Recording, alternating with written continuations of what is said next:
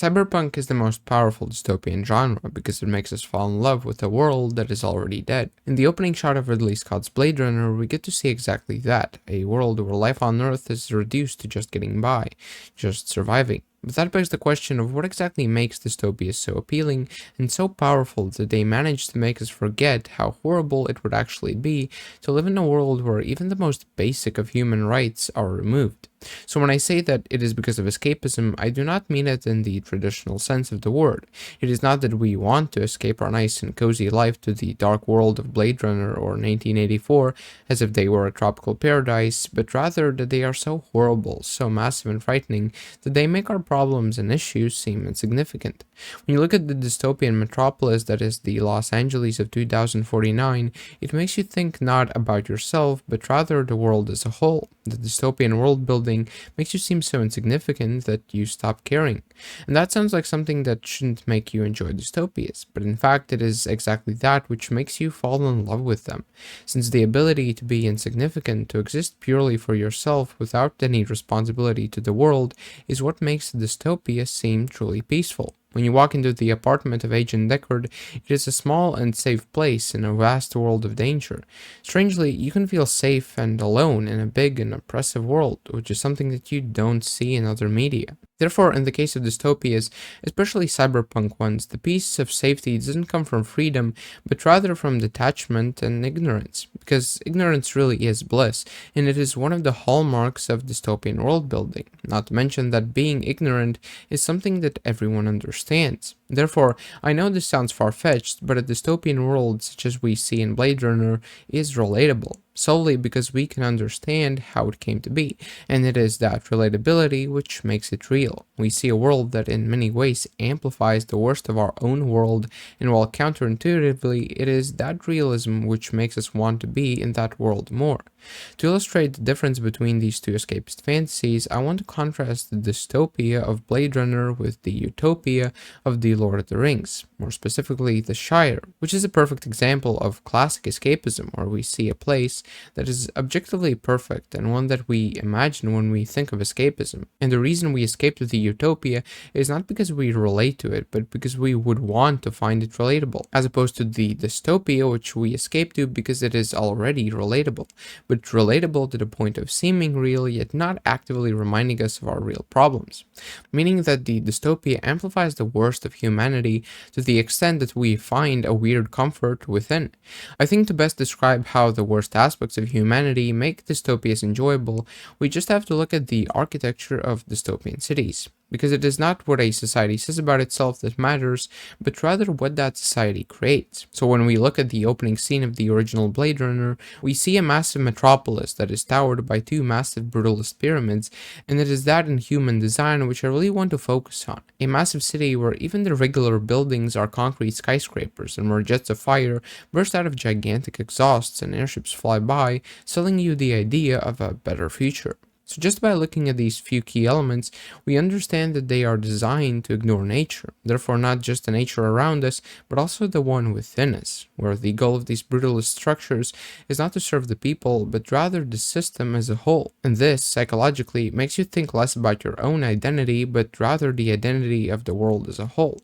So when we engage with this media, the inhuman design reaches us through the screen. And I want to really emphasize how this amplification of humanity's worst side removes our personal responsibility for its fate, since in worlds where there is still hope, it is in your nature to fight. I know that there is not much fighting to be done from your couch, but I'm simply trying to point out the importance of the mindset that you have while engaging in dystopian media. Because when we watch Blade Runner or read 1984, there is no hope left for humanity. It is a world that is already dead, and the only people that you can root for are the few characters you see on screen. And the architecture itself is simply the cause and the symptom of a dead society. So when we look at how the party controls its people in 1984, it is the architecture, the design of the world that gives the state that much more power. Therefore, when we try to understand why these brutal and unwelcoming environments are magically appealing, it is in their core design to psychologically manipulate you, even if only through the screen.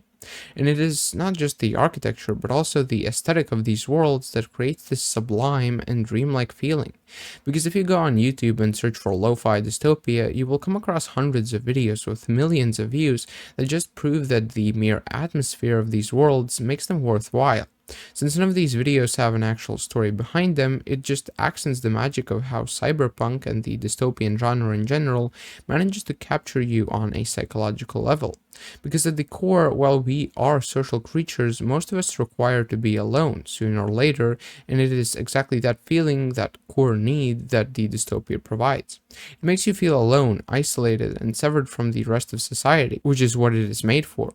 These worlds are designed at the very core to use people as cogs in a machine, so when you become an invisible gear in what is the massive complex of the entire world, it is a feeling that taps into the deepest layers of your subconscious. Therefore, this invisibility and insignificance makes these unrealistically complex worlds seem simple and in a way calm. They are basically white noise, where when you tune out the individual issues and problems, the dystopia becomes simple and understandable.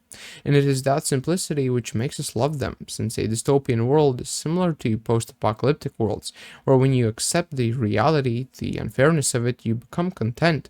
We read about this at the very end of George Orwell's book 1984, where after a significant amount of time in rehabilitation, Winston learns to accept the bleak reality he lives in. He becomes content and at peace, and he decides that he loves Big Brother.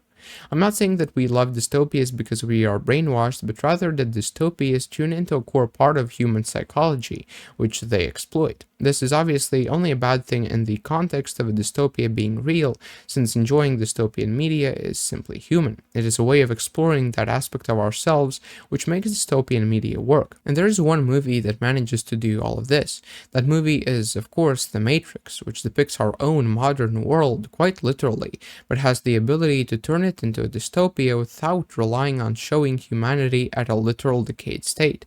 It gives the commentary on our world through a lens that turns our regular world into a dystopia. That is what makes the dystopian idea of everything being a simulation so appealing, and that is why we enjoy and even love dystopian worlds and stories, because personally I think that it is very easy to create a dystopian world which is appealing, and one that you actually dread while watching. So it is a hallmark of great writing when you watch something objectively sad, yet still manage to not feel depressed.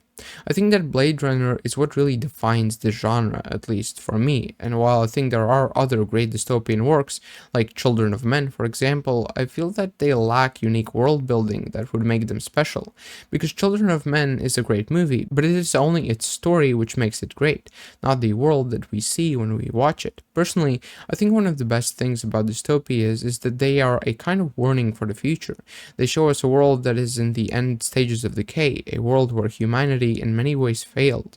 Therefore, when we look at our own world, it is easier to spot the roots of disaster take place. If you enjoyed the video, let me know in the comment section down below. I would love to hear what you think about this topic, or maybe you have unanswered questions or suggestions. In any case, check out the channel for more in-depth videos like this. Live long and prosper.